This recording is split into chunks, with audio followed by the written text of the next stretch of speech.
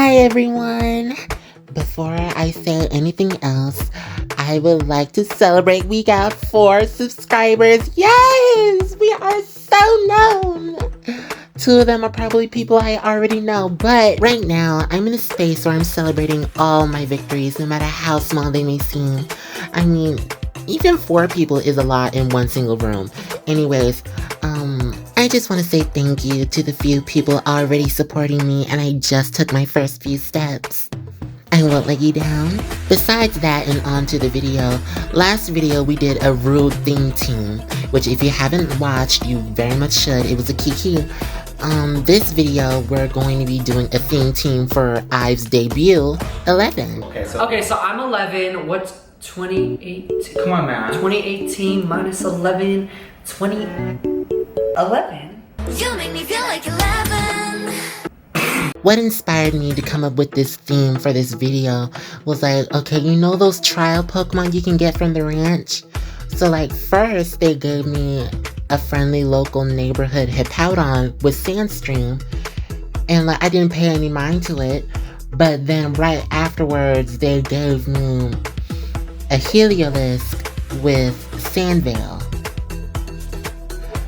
Someone or something is telling me to run a Sandstorm team. And I'm a very spontaneous person. I love to try new things. So I took that as a sign and I went to do some research on Sandstorm teams. But then the question came, how am I going to connect this to the theme of my channel? And like, how am I going to make a theme team surrounding this? What's the theme going to be? Like, I know we're using Sandstorm, but like, what's the theme? So I thought, what's a common sound that's played in media or like in movies when the setting is a desert climate? They use a lot of Arabic or Egyptian tunes. Follow me. So, what K-pop song has a heavy Arabic influence in its soundtrack? 11. That's right. I could have sworn there was a lot more sand in the actual music video, because like that's just how I remembered it when I watched it in my freshman high school year, back when it came out. Yeah, this song is like, what, 4 years old now? But turns out that was literally just gold dust particle effects. Whatever, it still fits. That's enough of me talking. Thank you for listening, and now we'll be on to our first round. Quick intermission before we get into the match. I have to show you my team. So first we have Croquis, Layla, your friendly local neighborhood Hippowdon, your friendly local neighborhood Heliolisk, the Sociable, Lycanroc, and Toxie. After the team was already put together, I then realized that they don't have the goggles. Like, you know that item that like protects the Pokemon from sand? And like other stuff like that? Yeah, that's not in the game, so I just had to give Sableye the berry. Oopsie. Anyways, on to the match. One, two, three, 4, 5, 6, 7. You make me feel like 11. Alright, so on to the teams of round 1. My op has Gardevoir, Garflop, Dragonite, Sis-Na, Steal Your Manix, and Incineroar.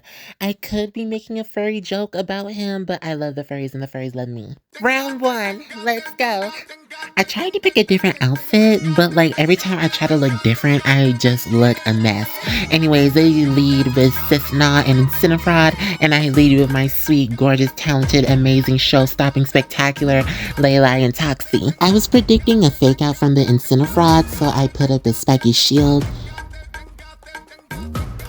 And I was right, period, because we're just that smart. Like, I'm just so smart, guys. I use knockoff on the Sinistcha because you are not about to heal in front of me. I will not allow it. Not on my watch. Anyway, she sets up a trick room, and this isn't me a week ago, so like, I'm not afraid of trick rooms anymore, so I handled that. With Encore, reverse it. Playing these games, come find out. It tries to pop my Glamour with Earthquake, but I have a Shuka Berry just for that.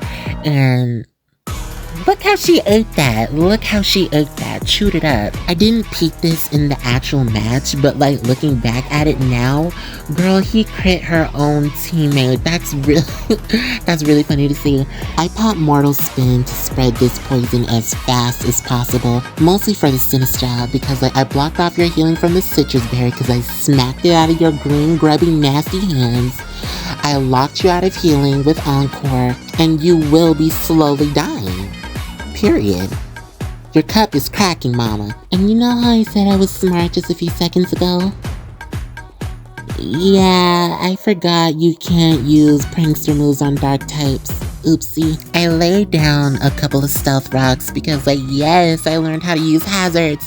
And also because like, you know, when the enemy has an Incineroar, they're prone to like switch a lot, so it's best to punish that. So like whenever they come in, they just take a buttload of damage. That is not a good example, but he brings in the Steelix and Sinistra uses Trick Room again. So now instead of twisting it back to normal, she did what she was originally supposed to do and set up the Trick Room. Thanks to my Encore though, it took her like 2 extra turns to do that job. I swap out Sableye for Lucario, and as I assumed, Incineroar comes back.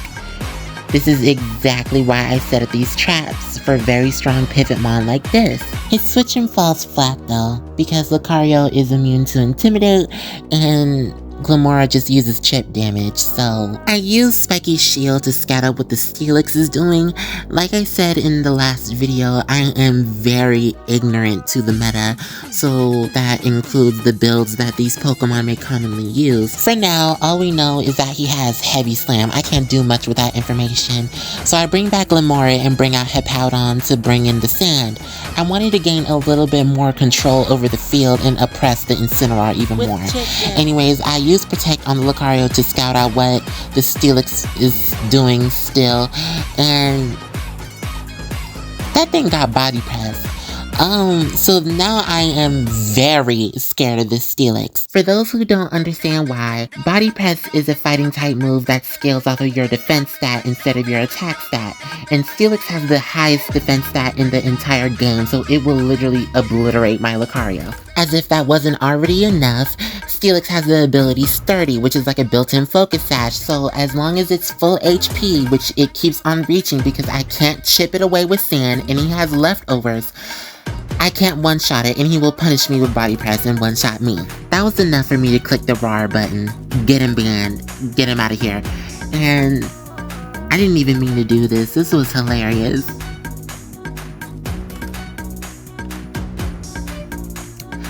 That's what happens with a Pivotmon. I'm so serious. I didn't even mean to do that. I just needed to get the Steelix out of here because I was so scared of him.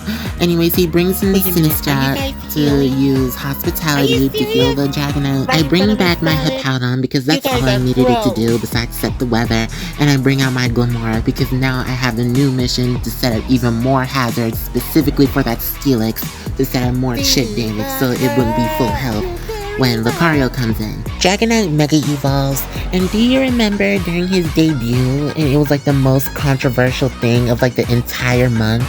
Yeah, that was crazy. Anyways, I popped in with Fake Out. I don't know what he can do, and I don't want to find out. Sinistra uses Matcha Gotcha, and she heals up, so she will be surviving another turn. Another one. Sadly. Glimmora also got burned. I mean, like, it doesn't do anything, but like, I'm still sad about it, you know? Like, damn, that kind of sucks.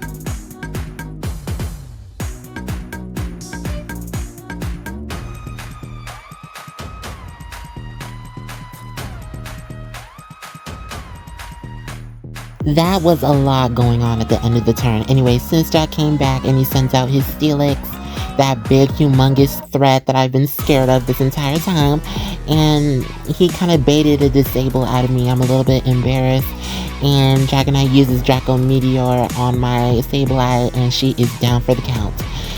I'm still proud of her though, she did way more than enough. Though I may have lost a Pokemon, I haven't lost the battle yet. I retaliate with Mortal Spin to spread my poisoning even further to the Dragonite. I'm in a really good position keeping that Dragonite in here.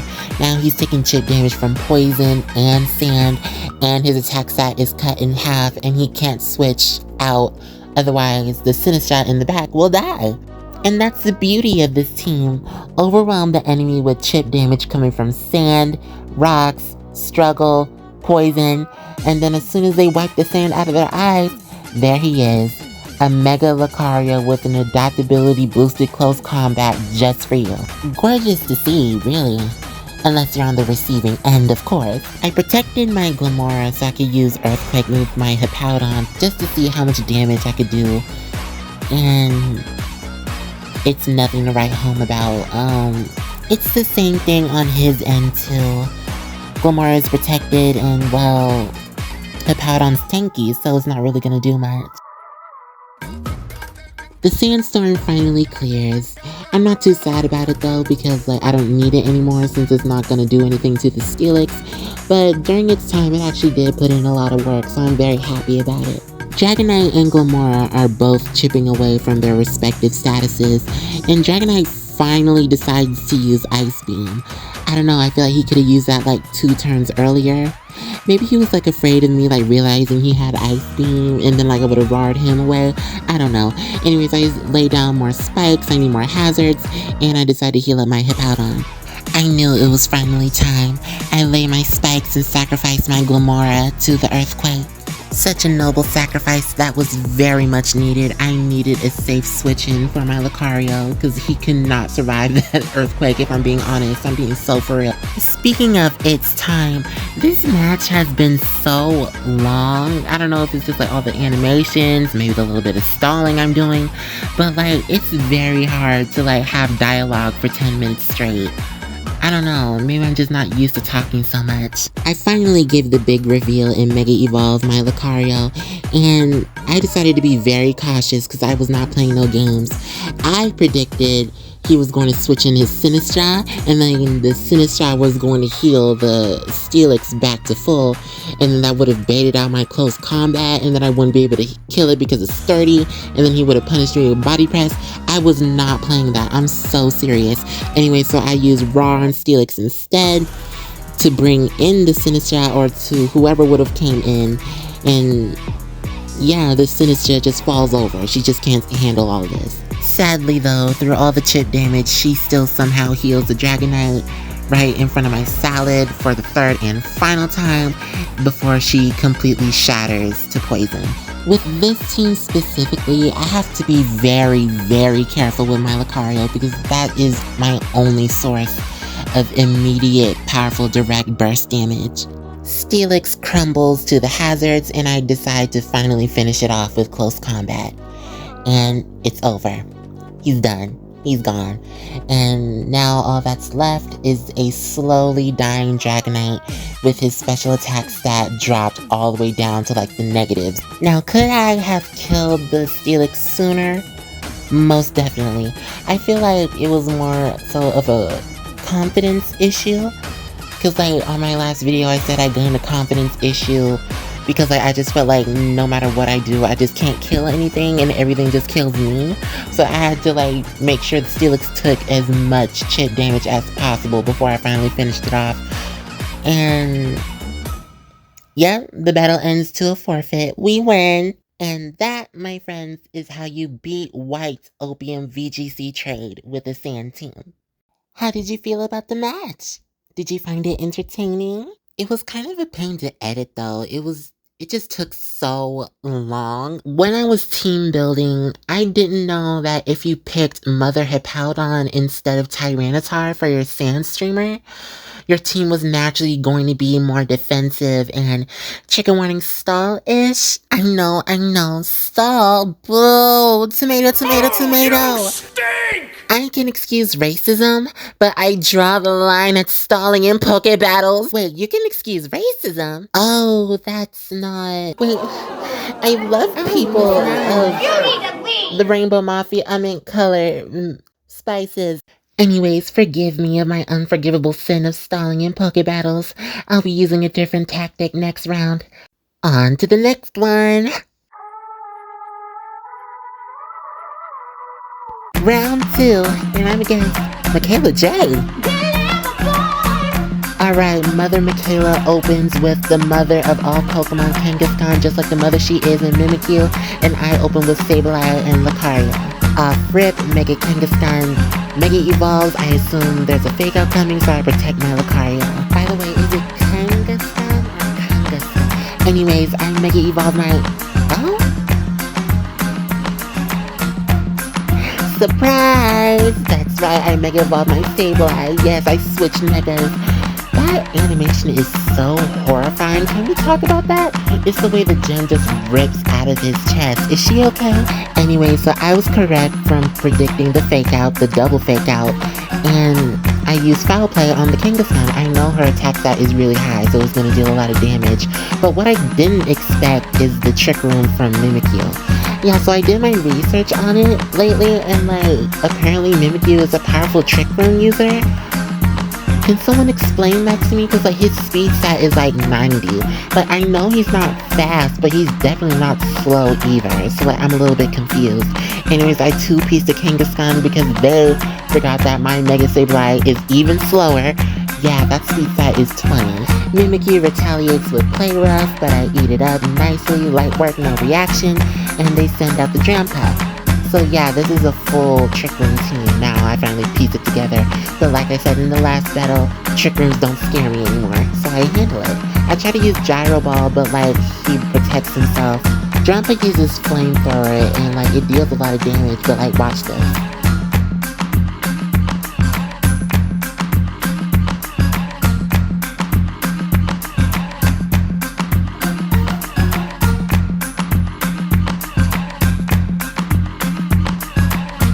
Yup, you saw me eat that up. Yes, baby, what Flamethrower? Anyways, he sends out that Demon in the Cup, Sis Nah, and I protect myself again because I don't know what's coming out besides that Flamethrower. And I try to use Gyro Ball again. Gyro Ball, it deals no damage. I shouldn't have put that move on this team, no shade. I predicted the Flamethrower as I should, and apparently that was enough to piss him off and take him over the edge. They forfeit, and we win. Now, Michaela did say deliver, and delivering this foul play is exactly what I did. Deliver! Deliver, boy! Deliver! Deliver! Deliver! You make me feel like 11. Attention, attention, ladies, gentlemen, non-binaries, he, she, we, non-binary, vegan, vegetarian, non-binary, blue hair, pronoun, purple hair, half-part baristas. I have an important announcement. During the production of this video, I've officially made it to Master's Rank! Yay! And you know what that means?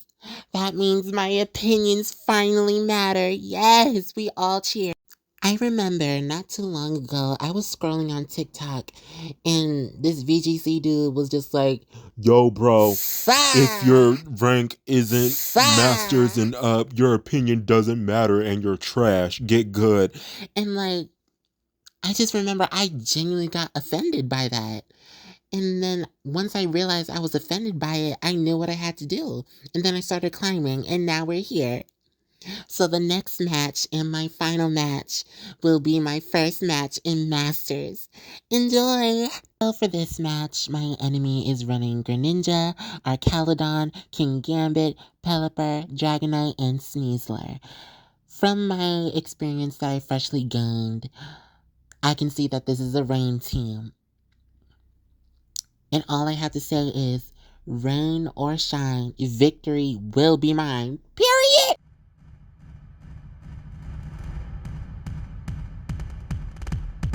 Round 3 and my first Masters match. Let's go. The enemy leads with Greninja and the terrorist of VGC Season 9, Sneasler, and I lead with Glimmora and Lucario. Lucario's still a support, by the way. Now in this match, I finally realized that I can't flinch due to inner focus, so I just immediately go to extreme speed to pop that Sneasler, to pop that focus sash in case she has it. I also protect my Glimmora with Spiky Shield, mostly because I have no idea what's coming from the Greninja, but luckily I block a close combat and get more tick damage off of her. I then recall Glimmora for my Hippowdon. I don't know why I put Hippowdon face first into a boosted ice beam, but I needed to set the storm, I guess. I don't know why I did that. Anyways, I popped extreme speed to finish off the Sneasler. And yeah, I took an ice beam to the face. Look how she ate that. I'm so proud of my Hippowdon throughout this entire video. She really did hold me down. Though Hippowdon and Heliolisk are both trial Pokemon, I'm going to miss them when they, eventually go back to the ranch. They played a really big part in this team, and I'm forever grateful for them. They send out Archelodon, and I bring back my good sis Toxie. Archelodon protects, assuming I'm going to go into it, but I'm too scared to do anything with that Greninja trying to check me. Anyway, so she uses Ice Beam again, and it's really horrifying because I'm really scared I'm about to get frozen. I use Heal Pulse to heal my Glamora, and it's like nothing happened. Baby, what Ice Beam? I finally give the big reveal. That's right, this video has 3 different Mega Evolutions: Lucario, Sableye, and Glamora. And so my target is that Archelodon. I use Helping Hand to boost her even further, and that bridge stapler thingamajig is going down. I get popped by another Ice Beam though. I was so scared of getting frozen. Yeah, that Greninja is either Choice Scarfed or he's being nasty and trying to put me in a stun lock. Doesn't matter though, I put that Archelodon in a headlock with this Earth Power and he goes down. And out of the 3 Mega Evolutions, Lucario, Sableye, and Glamora, I feel like Glamora is the most busted. Because not only does she have a really high special attack already, but y'all decided to give her adaptability? And maybe it was because her poison typing and poison isn't really aggressive and it has a lot of resistances. So maybe adaptability was going to help it with its poor offensive typing, but at the same time its rock typing is right there, you know what I mean? Anyways, if it wasn't for the forfeit, I was going to switch into Hippowdon and put a really clever play of changing the weather and all that, but they forfeited. This match was kind of uneventful and very short. Both of the matches were very short. It was just for that one match where I was stalling a lot. Yeah, so to even it out, this match was very uneventful, but at the same time I only posted it because it was my first Masters match. Baby, you make me feel like 11. The faster you do it, the better off everybody involved is going to be. So, how did you enjoy the battles? I apologize if 2 of them may be more uneventful than the first one in my first video, but I came across a couple of issues. One, there was this battle that highlighted my Heliolisk and this Electrify strategy I used. I accidentally deleted the second half of the video, so the first half is actual footage and then the second half is just blank. Oops.